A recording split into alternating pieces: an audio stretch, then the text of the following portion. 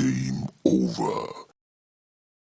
السلام علیکم دوستو، میرا نام ہے حافظ محمد اسد اور آپ دیکھ رہے ہیں یوٹیوب چینل اسلامک اسپیک۔ تو دوستو، جیسا کہ آپ سب نے پچھلی ویڈیو میں دیکھا ہو کہ ہم نے خاندان کے قیام کا حق بیان کیا تھا اور قرآن اور احادیث کی روشنی میں بیان کر کے دکھایا تھا۔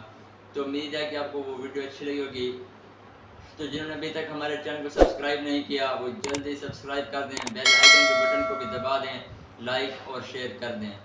تو دوستو، جسی طرح ایک غیر مسلم کو قتل کرنے کی ممانعت ہے، منع ہے، جس طرح ایک مسلم شہری کو بغیر حق کے قتل کرنے کی ممانعت ہے، منع کیا گیا کہ بغیر حق کے قتل نہ کیا جائے، اسی طرح غیر مسلم کو بغیر حق کے قتل نہ کیا جائے، اسی طرح خودکشی کی بھی ممانعت ہے۔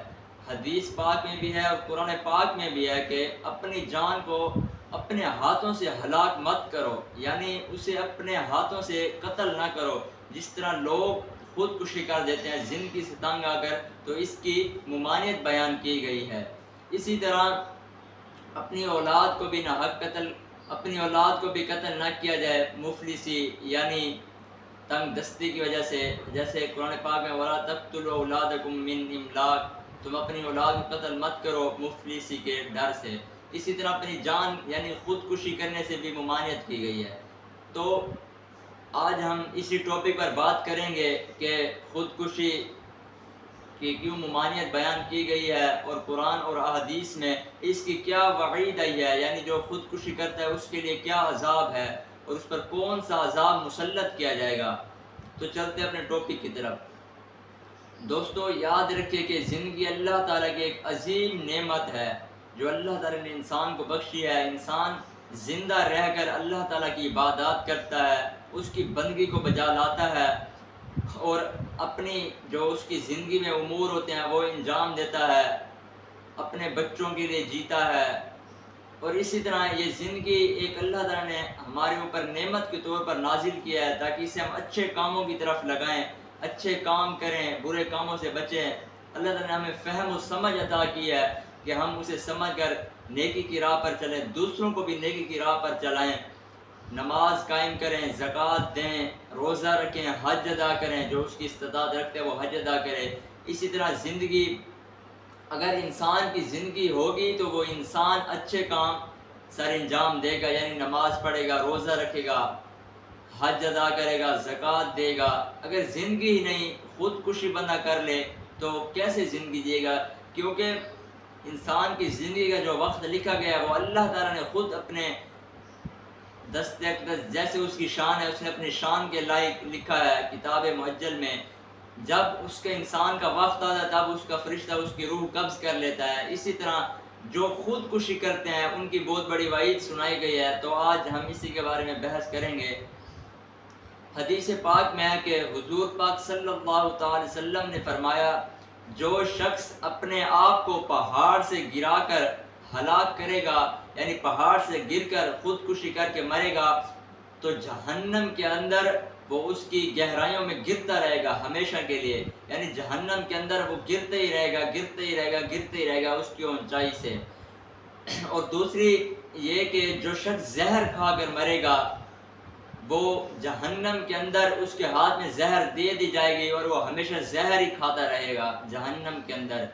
اور جو شخص اپنے آپ کو کسی لوہے یا کسی ہتھیار سے قتل کرے گا تو وہ جہنم کے اندر وہی ہتھیار، وہی آلہ جو جس سے اس نے اپنے آپ کو قتل کیا تھا وہ اپنے پیٹ کے اندر مارتا رہے گا اور قیامت تک مارتا ہی رہے گا، اور جب تک وہ جہنم کے اندر رہے گا اس کو مارتا ہی رہے گا۔ اتنی بڑی وعید سنائی گئی ہے خودکشی کرنے والے کی۔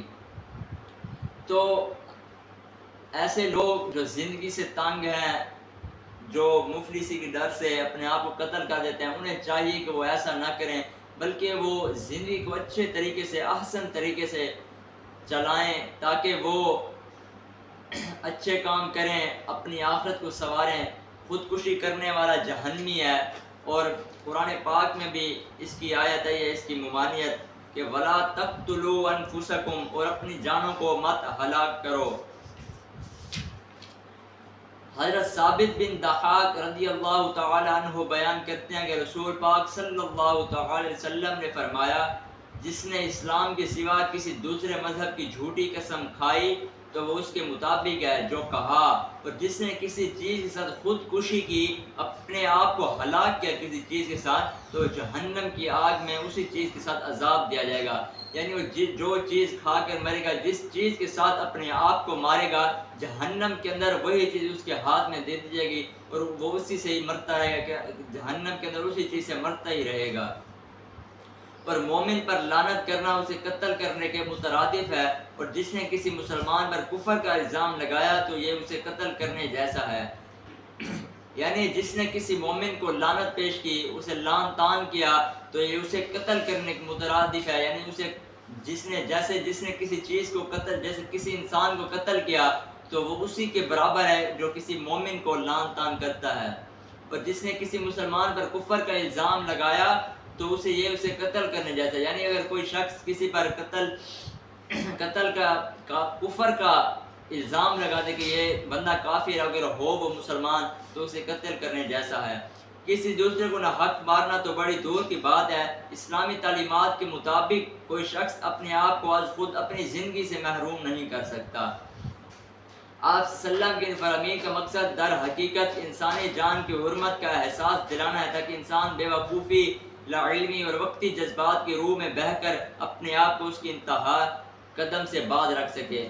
یعنی یہ جو احادیث، یہ جو قرآنی آیات ہے، وَلَا تَقْتُلُوا أَنفُسَكُمْ، اور تم اپنی جانوں کو ہلاک مت کرو، اور جو احادیث میں نے بیان کی، کوئی شخص لا علمی بے وقوفی کی وجہ سے اپنے آپ کو قتل نہ کرے، کیونکہ میں بار بار کہہ رہا ہوں کہ زندگی اللہ تعالیٰ کی ایک عظیم نعمت ہے، اسی سے انسان آگے بڑھتا ہے، اسی سے نیک کام کرتا ہے، اسے اچھے برے کی تمیز ہوتی ہے۔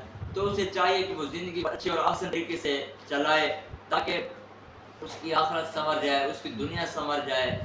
تو جو لوگ خودکشی کرتے ہیں، میرا ان کے لیے پیغام ہے کہ وہ ایسا نہ کریں، بلکہ وہ اپنی زندگی کو اچھے طریقے سے چلائیں، اسے سمجھائیں۔ یہ تنگ دستی، یہ مفلسی، اس ڈر سے اپنے آپ کو قتل مت کریں۔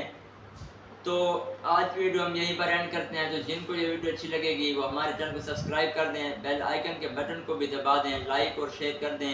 میں ہوں آپ کا پیارا ہوسٹ حافظ محمد اسد اجاز۔ ملتے ہیں اگلی ویڈیو میں، تب تک کے لیے اللہ حافظ۔